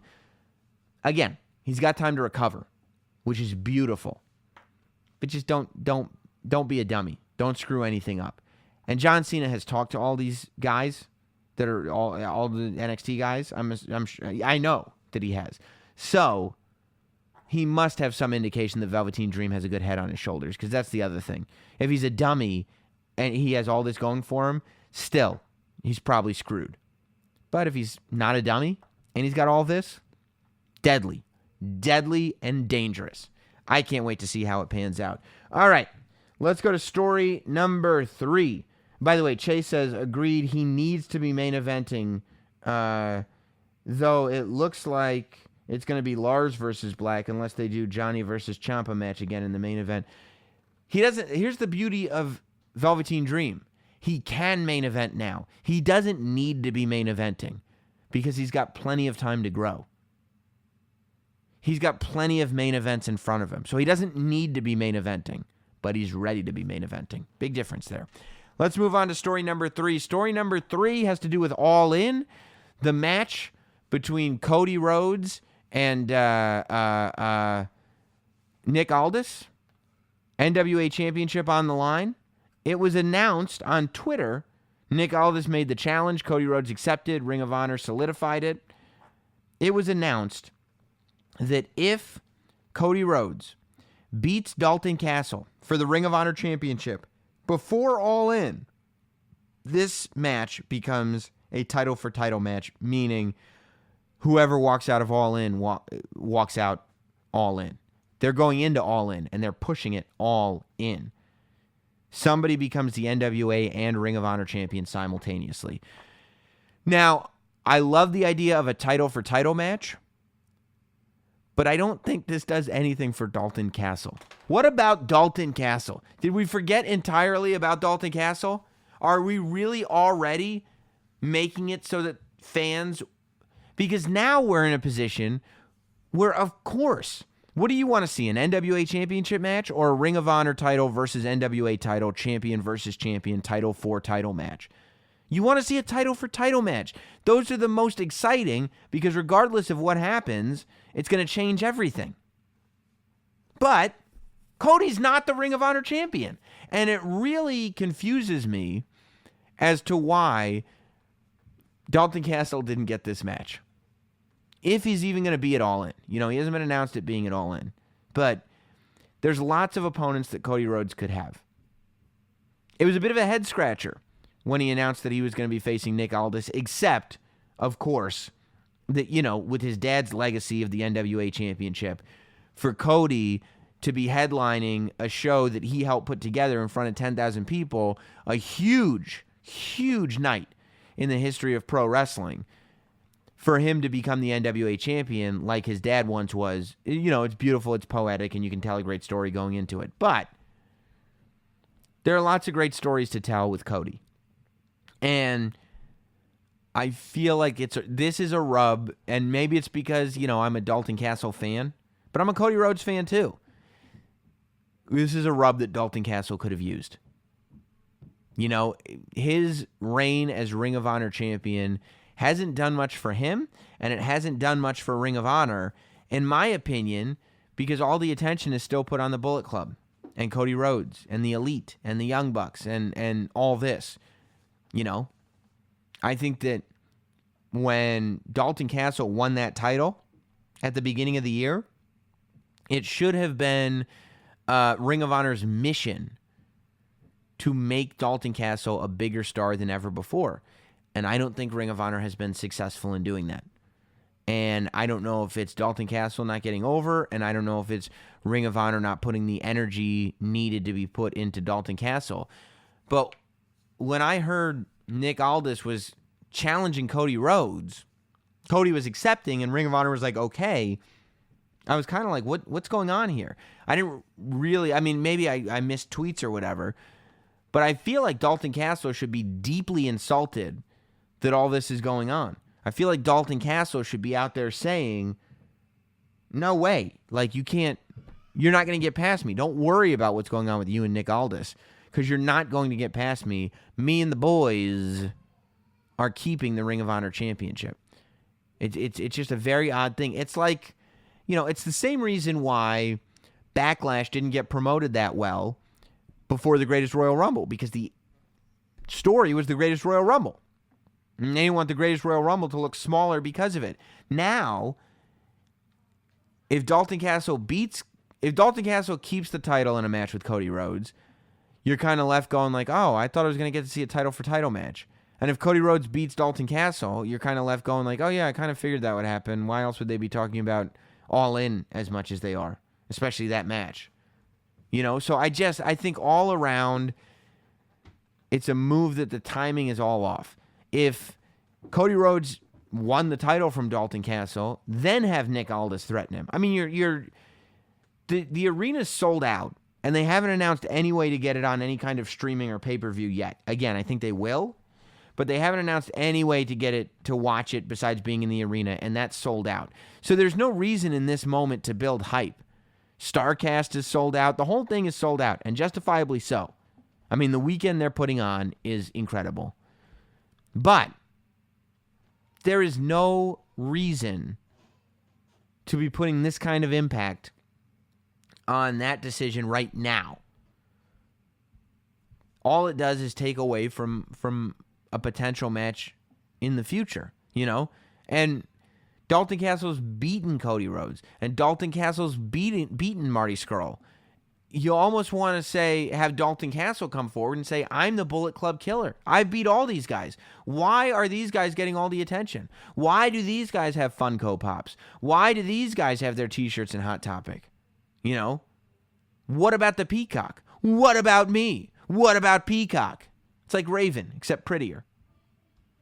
I don't know. I don't understand the timing of it. That's my issue with it. I don't understand the timing of it. James is asking, did the NWA pull a fast one on Cody? I don't think so. No, I don't. I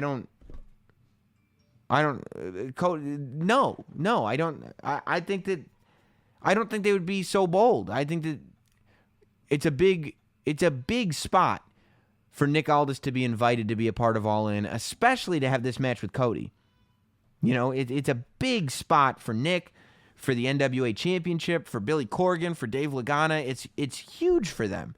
So I don't think they would be pushing their luck and putting Cody in an uncomfortable position or making Ring of Honor look bad. I think this was a planned thing because, honestly, the concentration's on All In, and it's not really on what's going on in Ring of Honor.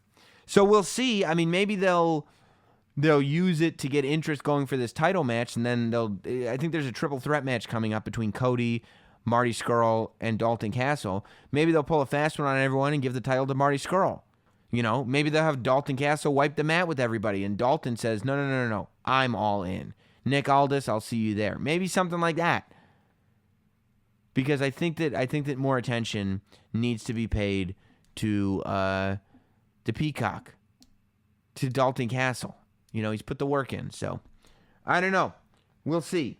I see Justin saying Bully Ray was pretty harsh on Dalton Castle on Busted Open recently. Yeah, but I think that Bully Ray on Busted Open, he's like doing his gimmick now, right? Like, when he's, he says nasty things about Cheeseburger.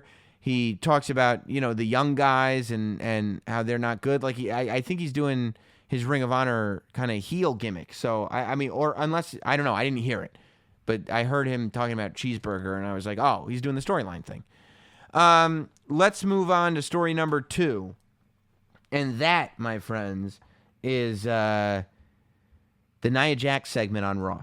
Every week, it seems like, on Raw, there is one segment that I enjoy that gets me, that is polarizing. There's one segment that I enjoy that gets people upset with me and makes people, shout shill at me again and say, like, well, he's on the company payroll. Of course he is. Company's not paying me for my tweets.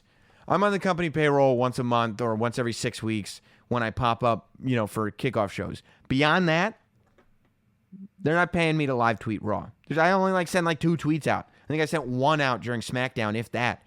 On SmackDown, I was tweeting about the Pusha T Drake beef. My tweets are not on the payroll.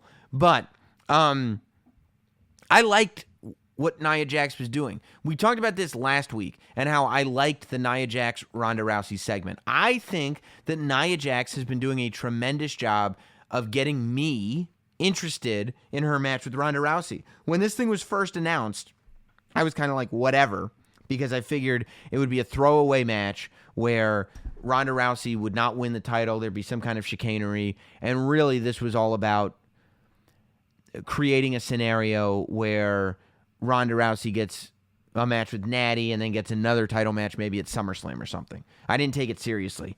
Now, because of the promos being done between Nia and Ronda, I take it seriously. Here's the thing.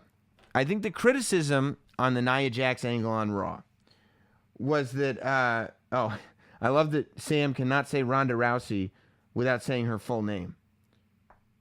Ronda Rousey. What am I going to say? Ronda? Ms. Rousey? Ronda Rousey. It's one word. Ronda Rousey.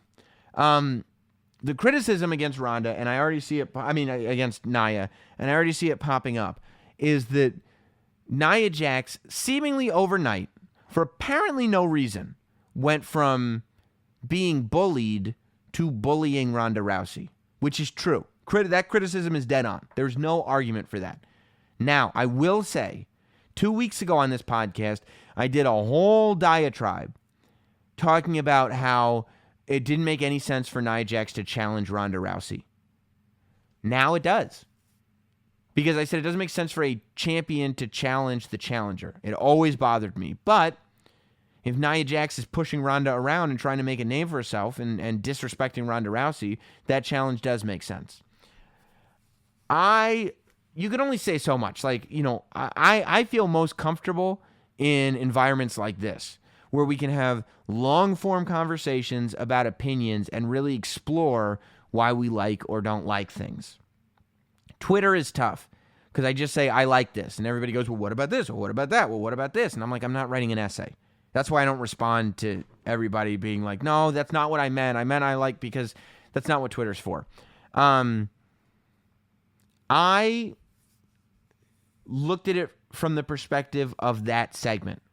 And I said, in this role right now, Nia Jax is doing a great job. If I turned on the TV tonight, that's what I want to do, because that's the context that I liked it in.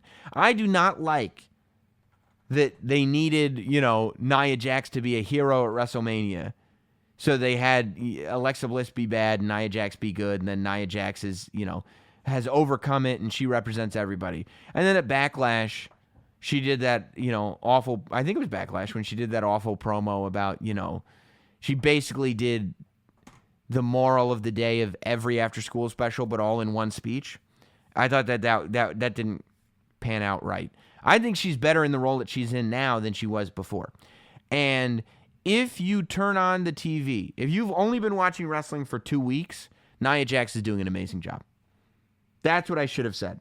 If you've only been watching wrestling for 2 weeks, if last week's Raw was your very first Raw, Nia Jax is awesome. If that was the first time you ever watched Raw, Nia Jax was awesome. If you watched Nia Jax in NXT and then you stopped watching wrestling and then you turned on Raw this week, you'd go, oh my God, I can't believe how good Nia Jax got. Ignore the bully stuff. That storyline that storyline was better for Alexa Bliss than Nia anyway, because it gave, Alexa Bliss the chance to have all those Moment of Bliss vignettes, which were great. But it didn't do anything for Nia. I mean, Nia is a monster, right? In the best possible way. She can be a good guy, she can be a bad guy, but she's not going to sit there and be like, oh, don't pick on me. No, you can kick everybody's ass. Don't worry about people picking on you. It says, I don't like the commentary turning the body-positive Nia to talking only about her size. Why did Stephanie have to run down Bliss, Ronda, and Nia? Yeah, so I don't think that I don't mind what the commentary's doing, because Nia is still body positive. She's just aggressive about it. The commentary's talking about her size, not in a way of, oh my God, look how big this woman is.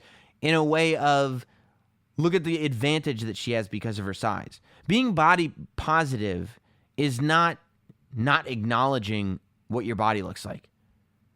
If you're big, being body positive is embracing that bigness. Being body positive is talking about that size in an effort to say, like, hey, this is an advantage that she has. Look, she's using it to win. Like, she's huge. She's Ronda Rousey has never fought anybody this size.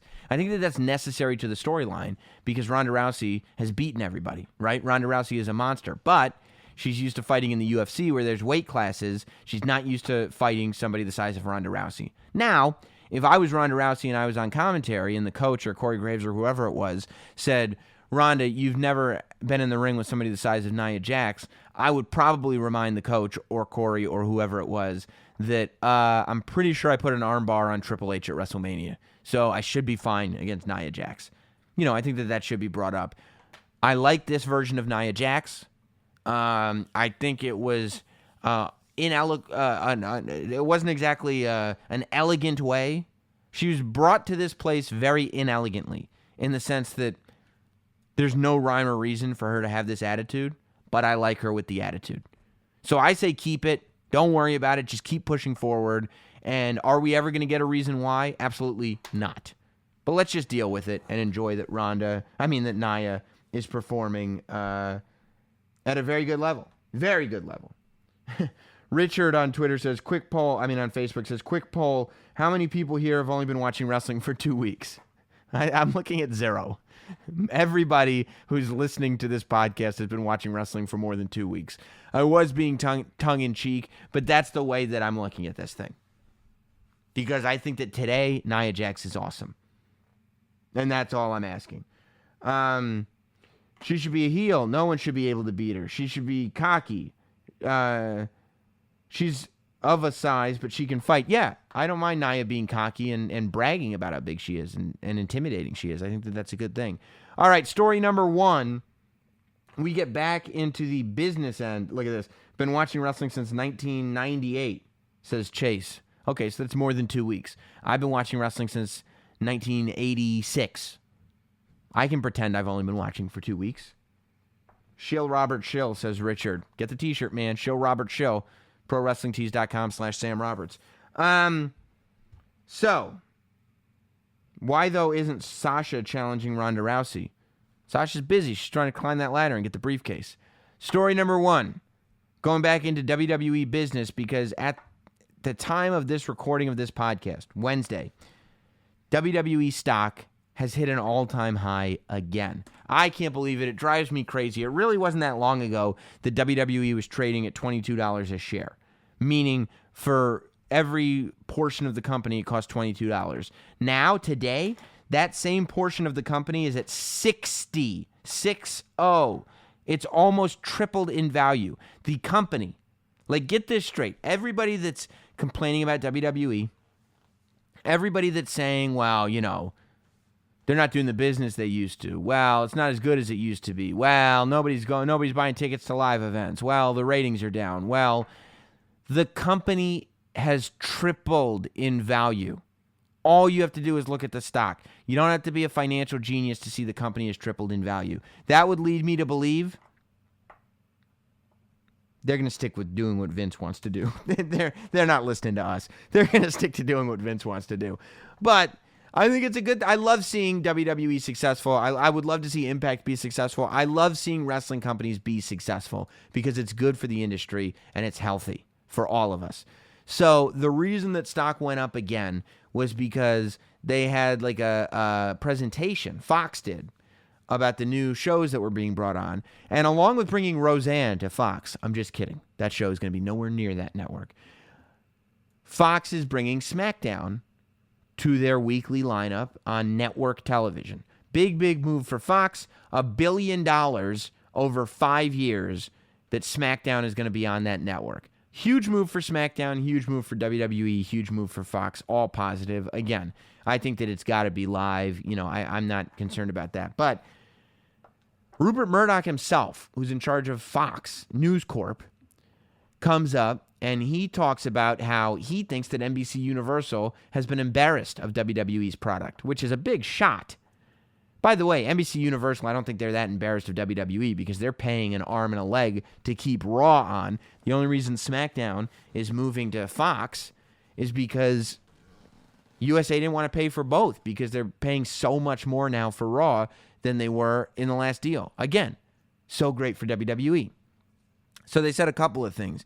Number one, while they were talking about, NBC Universal USA is embarrassed by WWE, they were mentioning the advertising layout that they were going to do for WWE and the fact that they were going to make WWE feel like a real part of the Fox family, meaning that we're going to see commercials for SmackDown on MLB baseball coverage and NFL football coverage on Fox, which is the biggest programming there is. I mean, that's massive that Fox is going to use their time for Major League Baseball and the National Football League to advertise that the WWE is on Fox. Amazing. They also said, and this is interesting, that they are open to doing a studio show, a weekly studio show on Fox Sports 1. I would imagine some kind of PTI or Sports Center, but for WWE studio show. And, I think it's a no-brainer. I think you get Renee Young in there. Sam Roberts in there, and you're just off to the races. You know, I think that it's a no-brainer, and I think that it'd be a big move for WWE and for Fox Sports 1. I just think it's such a positive thing, and clearly shareholders do too, because the stock is up to $60. And, you know, I think it's going to be a really interesting time because WWE is really worth a lot of money, and they're really being taken seriously as an entertainment company. And I think that this is going to shape the way WWE shows themselves off going forward. You know, I think it's going to be a big deal. All right, guys. That's the state of wrestling. Matt says he wants Sam Roberts show moving to Fox. Okay. I would do a Sam Roberts show on Fox, but maybe we'll start with some kind of WWE thing.